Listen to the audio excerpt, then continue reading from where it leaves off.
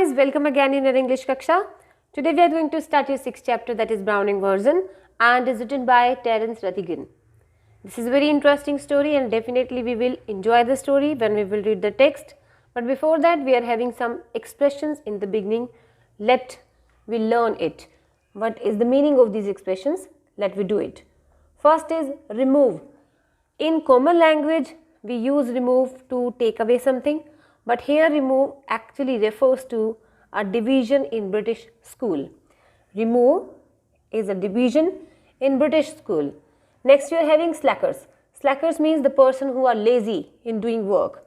Muck. Muck means untidy or unpleasant. Kept in. Kept in means made to study in classroom after school hours as a punishment. Got carried away. Got carried away means got very excited. Cut. Haircut refers to miss the class. Cut means miss the class. Sadist. Sadist is a person who feels pleasure in giving pains to others. Shriveled up. Shriveled up means squeezed up. Okay. Now it will help you to understand the text when we will read these expressions in the text. About the story, here we are having one introductory stanza. That is, this is an excerpt from the Browning version. Here it is, excerpt means an extract from the Browning version. Here you can see one star is given. What it is indicating? See here at the bottom. Actually, the reference within the play of Robert Browning's translation of the Greek tragedy Agamemnon. This chapter is an extract from Robert Browning's translation of Greek tragedy that was named as Agamemnon. From that tragedy, this extract is taken away by Terence Rattigan. Fine. Now we will read what is given in this paragraph about this chapter. This is an extract from the Browning version and the scene is set in a school. Frank is a young and Crocker Harris is middle-aged.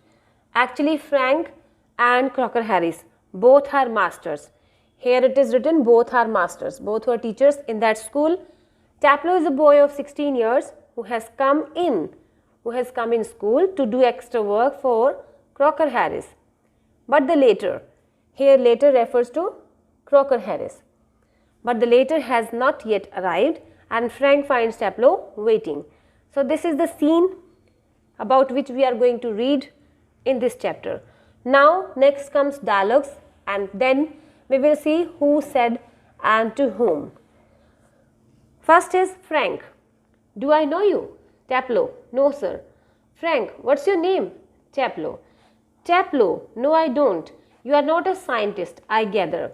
Here when Frank was asking Taplow about his name, he said his name was Taplow and then Frank told him that whereas he reminded that he was not a science student.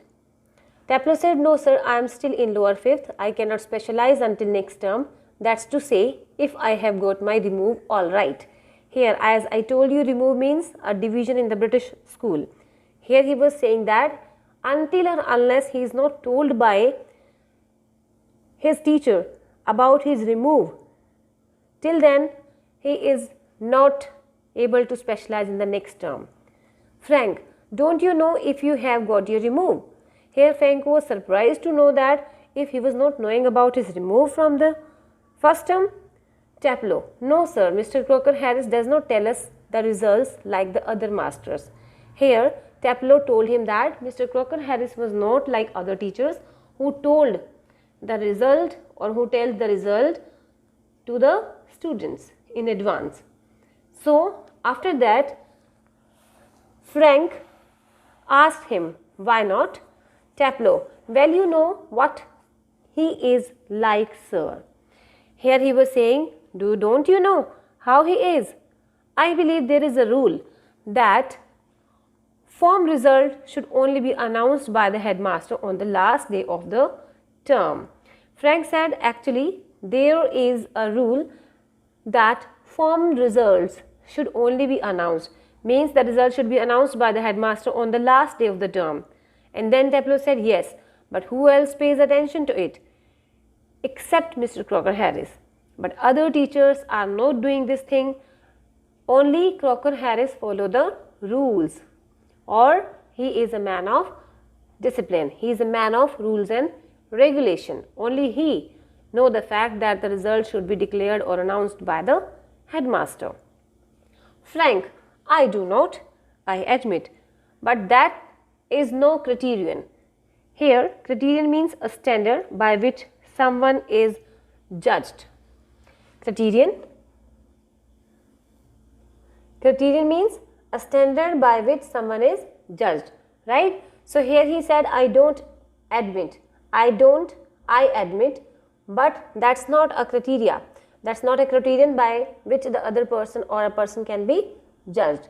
So you have got to wait until tomorrow to know your fate. Fate means your destiny, the result of your class. Have you? It means you are having the patience to know your result for the next day. Yes, sir. Supposing the answer is favorable, what then? Then Frank asked him, what then? After then, what will you do? Oh, science, sir, of course. Here, when Frank listened the word, oh, science, then Frank sadly said, yes, we get all the slackers. It means in science stream, all the lazy persons are there, he was saying. Taplow protestingly, I am extremely interested in science, sir. But as the students always protest to the teachers and they say, no ma'am, we can do it. In the same way, Taplow said, no sir, I am extremely interested in science. Frank, are you? I am not. Not at least in the science I have to teach. Here he said, I was not interested in science also, but here I am today to teach it. Well, anyway sir, it's a good deal more exciting than this muck, indicating his book. Actually, he was holding a book in his hand and he was indicating that book and asking his sir that it is more interesting, means science is interesting rather than this muck, this unpleasant book. What is this muck? Aeschylus, sir, the Agamemnon. He said this is Aeschylus. Actually, Aeschylus is a Greek tragedy and the name, it's a Greek tragedian. It's a writer and the book name is Agamemnon, about which we are known to in the beginning. As I told you in the beginning, what is the chapter dealing about? Here Agamemnon is the Greek tragedy, that is the name of the book, and Aeschylus is the Greek tragedian who wrote this. Fine. And your considered view is that the Agamemnon is a muck. Frank asked him, and you are considering this book is an unpleasant book. Well, no sir, I don't think the play is muck exactly.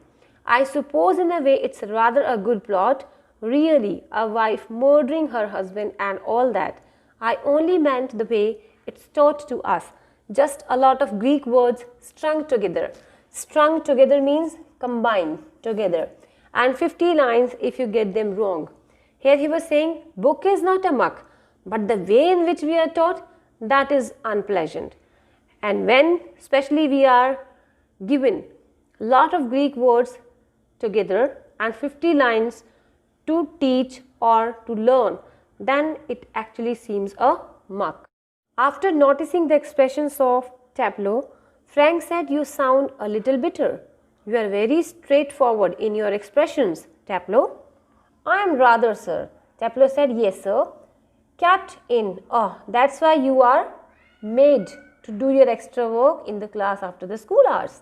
Taplow, no, sir. Extra work. Extra work on the last day of the school.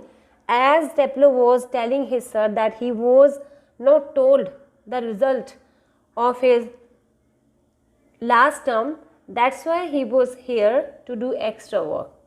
Fine. And after listening this, Frank was very surprised that he was asked to do extra work on the last day of the school. He was thinking it was a punishment, but Taplow was saying that it is only an extra work. That's why he asked him, extra work on the last day of the school? How is it possible? And in these lines, he is giving an explanation about his extra work. What he said, yes, sir, and I might be playing golf. He said, if I wouldn't be here, then I might be playing golf today. You would think he had have enough to do anyway himself, considering he is leaving tomorrow for good. But oh no, I missed a day last week when I was ill. So here I am, and look at the weather, sir. He was saying actually he missed a day last week on which the work was given, but he was not able to do that work. That's why today he is asked to kept in school and to do the extra work. Frank, bad luck. Still there is one comfort. You are pretty well certain to get your remove tomorrow for being a good boy in taking extra work. But he said, in this also you are having one comfort, means you will take an advantage that tomorrow you will be certain about your remove. You will be given the position or a division for the next class tomorrow. Then Frank said, bad luck. It is your bad luck that today you are here. Still there is one comfort, but he said, still there is an advantage for you that you are pretty well certain to get your remove tomorrow for being a good boy in taking extra work. Because you are doing extra work today, that's why you will get a remove for your next term. Tableau. Well, I am not so sure, sir. That would be true of the ordinary masters. Alright, they just wouldn't dare to give a chap a remove. Here chap refers to a boy.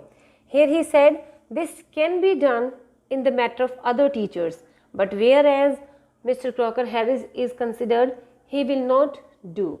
And all these sorts of rules do not apply on Crocker Harris. I asked him yesterday outright if he had given me a remove, and do you know what he said, sir? Then he was saying that yesterday he asked about his remove, and in the response what Crocker Harris said. Frank, no, what he said? Imitating a very gentle, rather throaty voice. Throaty means like a man voice. He said, my dear Tableau, I have given you exactly what you deserve, no less and certainly no more. Do you know, sir, I think he may have marked me down rather than up for taking extra work. I mean, the man's hardly human. He breaks off quickly. Then he laughed. Sorry, sir, have I gone too far? Have I gone too far means I have crossed my limits.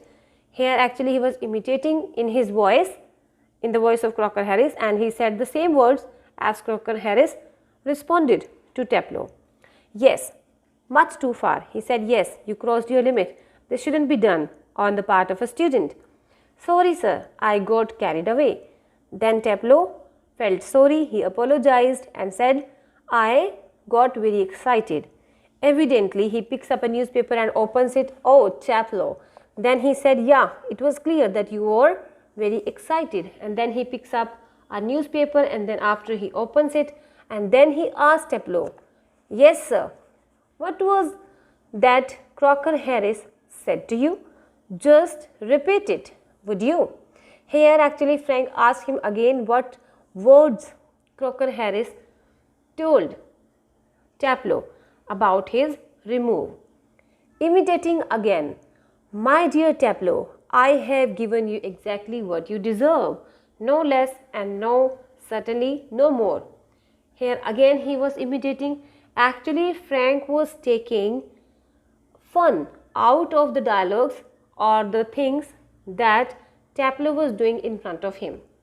Looking severe, not in the least like him.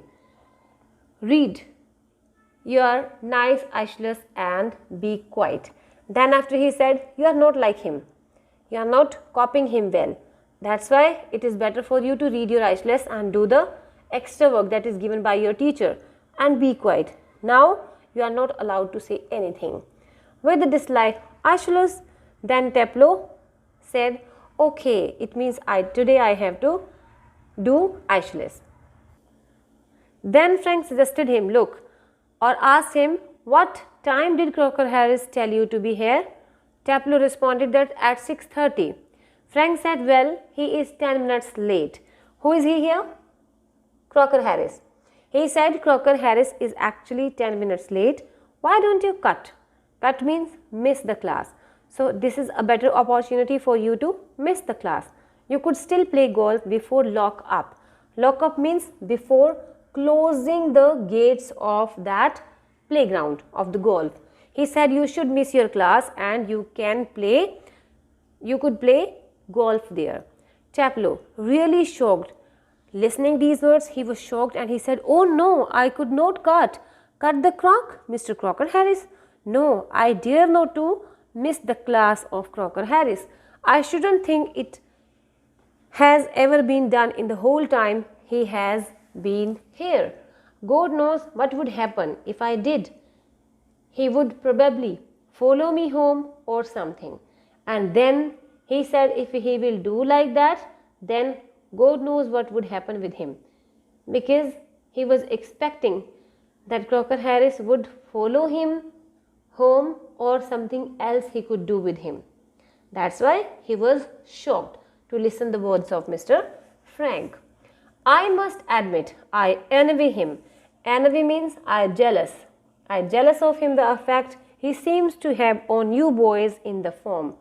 Here Frank said, "I must be jealous of him. The way he is disciplining you people, or he has a control over you boys, I am very jealous of him.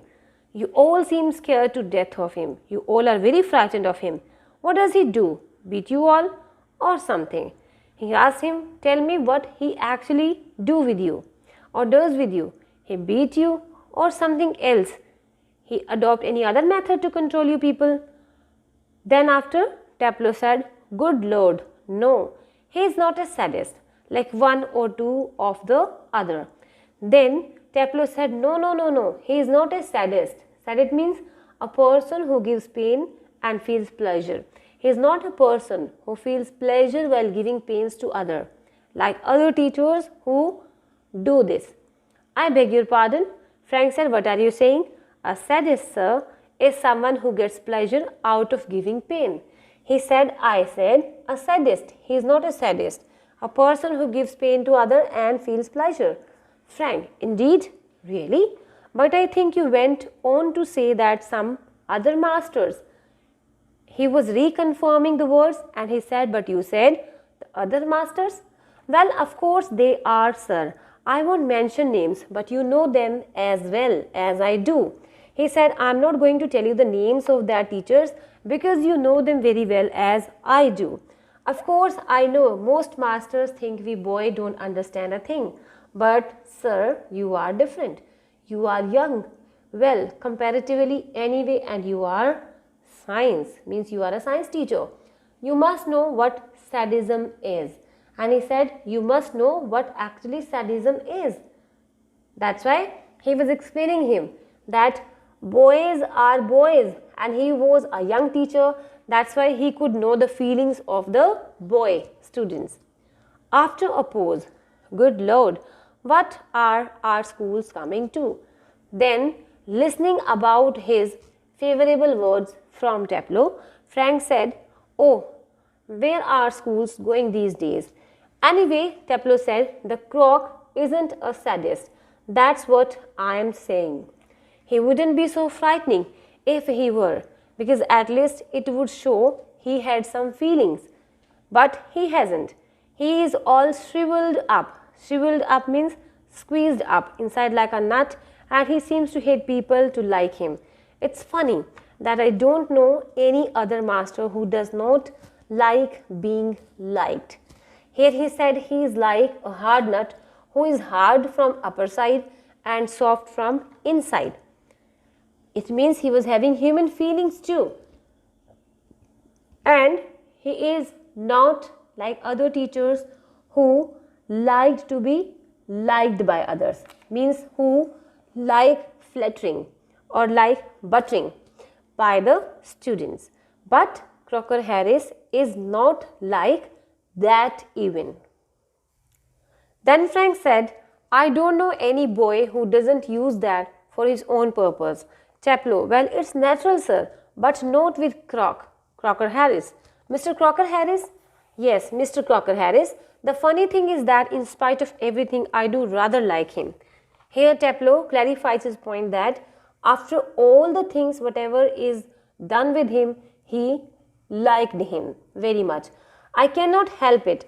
and sometimes I think he sees it and then seems to shrivel him up even more.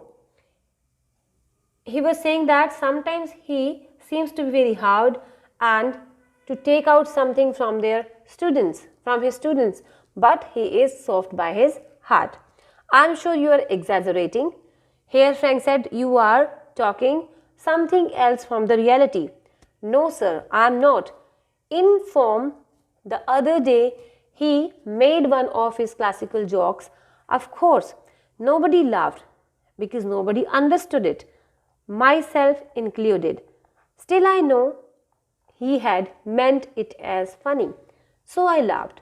Out of ordinary common politeness and feeling a bit sorry for him for having made a poor joke. Now I cannot remember what the joke was, but suppose I make it. Now you laugh, sir. Frank laughs. Actually, he was telling him that one day in the class he cracked a classical joke. Nobody in the class laughed, but only Taplow laughed. And then he was actually feeling sorry for his teacher that nobody was laughing at his joke. That's why he laughed. And he was telling all the words to Frank and he asked him to laugh. As I told you something, then you have to laugh. In the same way, he said that when teacher was cracking a joke in the class, nobody laughed. So that's why I felt sorry and then I laughed. In a gentle, throaty voice, Taplow, you laughed at my little joke. I noticed. I must confess that I am pleased at the advance your Latin has made since you so readily have understood what the rest of the form did not. Here form means the students or the rest of the class. Taplow again imitated him. In a gentle and throaty voice he said, Taplow, you laughed at my little joke? I noticed, and I must confess that you are understanding Latin in a very well way. Others are not. Perhaps now you would be good enough to explain it to them. Now it's your turn to explain my joke to them so that they can share your pleasure with you. As you are laughing, they should be made to laugh by you only when you will explain. When he was telling these words to Frank, at that time the door upright is pushed open and Millie Crocker Harris enters. Here Millie Crocker Harris is the name of Crocker Harris' wife. She is a thin woman in her late 30s and she is 30-year-old, rather more smartly dressed than the general run of the schoolmaster's wives. And she was smartly dressed, not like other schoolmasters' wives. She is wearing a cape. Cape means a sleeveless cloak, and then stands by the screen watching Taplow and Frank. It is a few seconds before they notice her. Screen means you have seen that in the door of the classroom there is a screen type hole from which the person who is standing outside can see whosoever are sitting in the class. In the same way, she was looking in the class at Crocker Harris and Taplow who were sitting in the class. Frank, come along. Taplow moved slowly above the desk. Don't be so selfish as to keep a good joke to yourself. Tell the others. He breaks off suddenly, noticing Millie. Oh Lord. Then Frank said, oh Taplow, tell me that joke. You can't be so selfish that you are keeping the good joke with you only. Tell the others also. It means he was asking him to tell the joke to him also.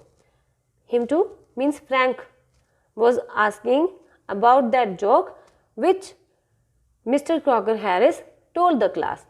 Oh Lord, when he was going to tell that joke to Mr. Frank, he noticed that Millie was looking at them from the screen and he said, oh Lord.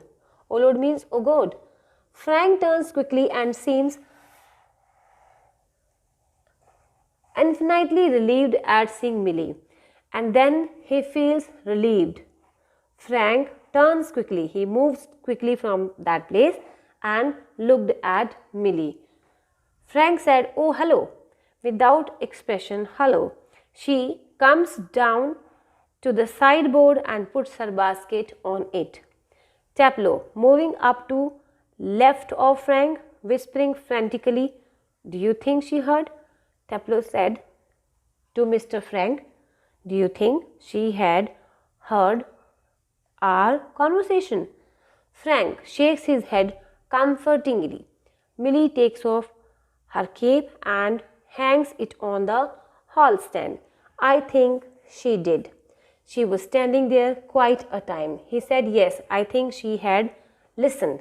If she did, and tells him, there goes my remove.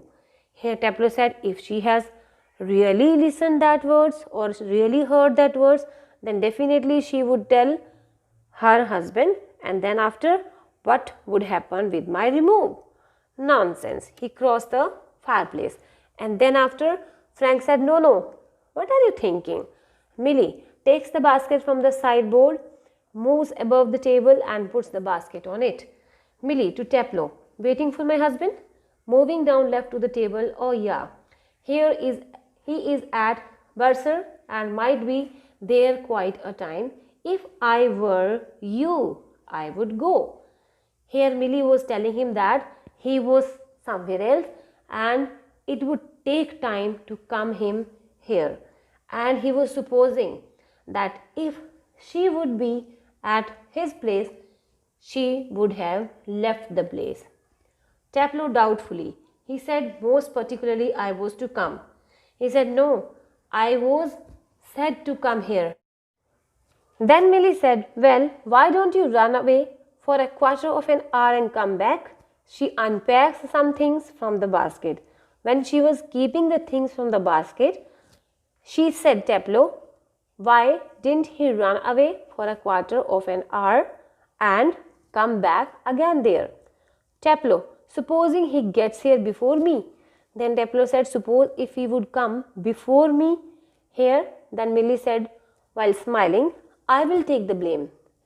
I will tell him that I asked you to go. Where? She takes a prescription out of the basket. I tell you what, you can do a job for him. Take this prescription to the chemist and get it made up. Actually, she gives a prescriptions to Taplow and asks him to take the medicine from the chemist, just to show that to Mr. Harris, if he would come before him. Fine. And then after Taplow said, all right, Mrs. Crocker Harris, he crosses towards the door upright. So this is from your chapter, the Browning version. Here we came to know about three characters. First is Taplow, who was a boy of 16 years and he was a student of Mr. Crocker Harris. He was asked to do extra work on the last day of his school. And Mr. Crocker Harris, who was a strict teacher and always wanted to get something better from his students. Frank was also a teacher who was envious of Mr. Crocker Harris because he was having much control over his students. So I think each and everything is clear to you. In the next video, we will come with your next chapter. Till then, take care and goodbye.